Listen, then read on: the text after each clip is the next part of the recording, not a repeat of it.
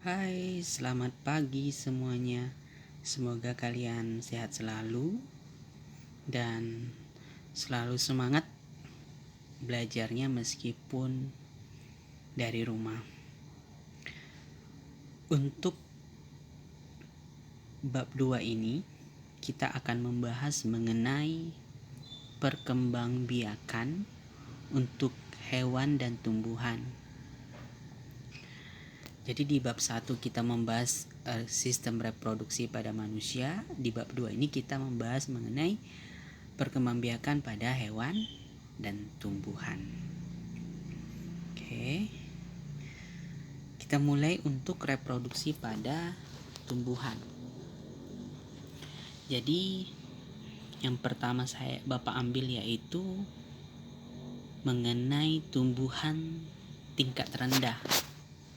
Biasanya tumbuhan tingkat rendah ini tidak dilengkapi oleh berkas pembuluh, jadi tidak memiliki xilem dan phloem. Nah, untuk tumbuhan yang tidak berpembuluh yaitu seperti alga atau ganggang. Nah, reproduksinya dibedakan menjadi vegetatif dan generatif. Yang vegetatifnya dibedakan menjadi 3, yaitu zoospora. Zoospora ini sel reproduksi aseksual yang memiliki flagel atau bulu cambuk seperti Chlorococcum atau alga hijau. Kemudian yang kedua ada yang secara fragmentasi. Fragmentasi itu tubuhnya dipotong-potong menjadi beberapa bagian. Contohnya Spirogyra. Spirogyra itu alga hijau. Kemudian ada yang membelah diri. Jadi beda fragmentasi, beda membelah diri. Kalau membelah diri itu sel-selnya membelah menjadi beberapa bagian, kemudian tumbuh menjadi individu baru. Contohnya apa yang membelah diri? Yaitu Navicula. Nah, Navicula ini alga keemasan. Ini gambar Spirogyra, di bawahnya ada gambar Navicula. Jadi bentukannya seperti itu. Nah, yang B yaitu mengenai reproduksi alga secara generatif atau kawin. Jadi reproduksi generatif itu terjadi proses peleburan antara sel kelamin jantan dengan sel kelamin betina. Nah, untuk alga yang melakukan reproduksi secara generatif dibedakan menjadi 3 juga, yaitu yang pertama konjugasi. Konjugasi ini reproduksi generatif pada organisme yang tidak diketahui jenis kelaminnya. Contohnya Spirogyra. Jadi Spirogyra itu bisa secara vegetatif, bisa secara generatif. Yang kedua isogami. Isogami yaitu perkembangbiakan generatif yang terjadi antara sel kelamin jantan dan sel kelamin betina. Bentuk dan ukurannya itu sama. Contohnya adalah Chlamydomonas.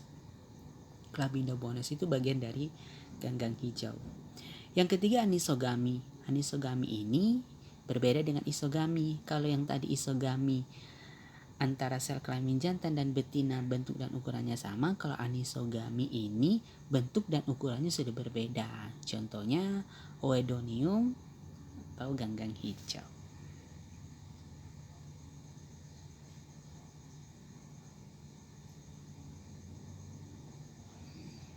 Kok ganggang hijaunya ada 2, Pak? Nah, maksud saya di sini ganggang hijau kan banyak spesiesnya.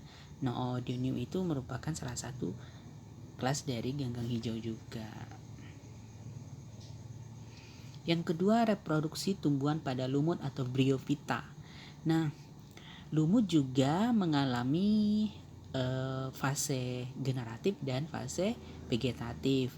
Jadi secara vegetatifnya yaitu pembentukan spora.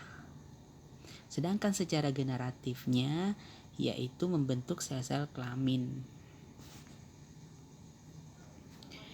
Yang B reproduksi tumbuhan berpembuluh.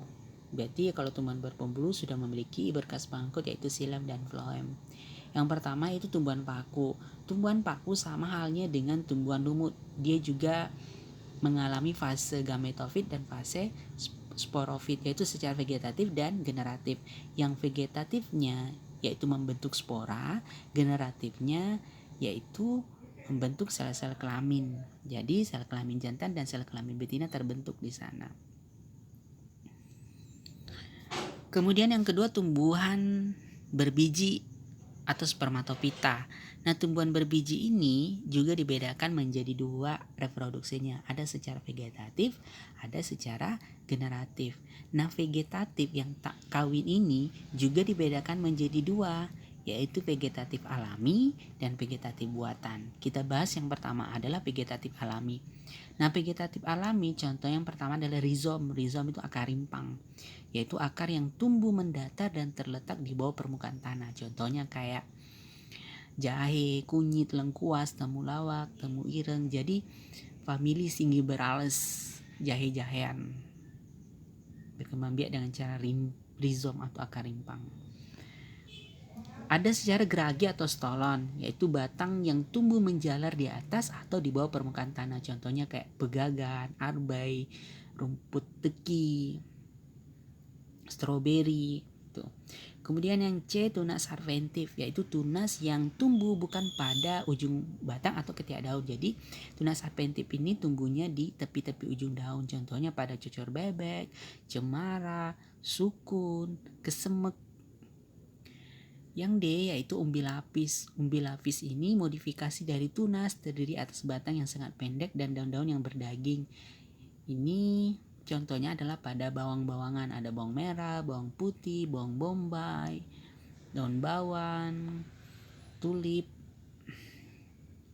Kemudian ada umbi batang. Nah, umbi batang ini batang yang tumbuh di dalam tanah. Contohnya adalah kentang, talas, ubi jalar, dan gembili. Kemudian ada umbi akar. Umbi akar yang berubah fungsi untuk menyimpan cadangan makanan. Contohnya dahlia, wortel, lobak, dan singkong. Kemudian ada secara tunas. Contohnya pisang, bambu, tebu. Gitu.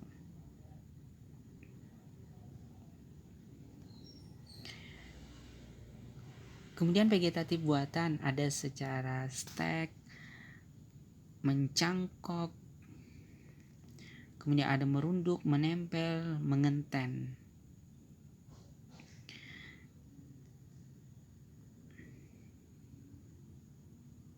Untuk pembahasan ini kita akan bahas pertemuan berikutnya.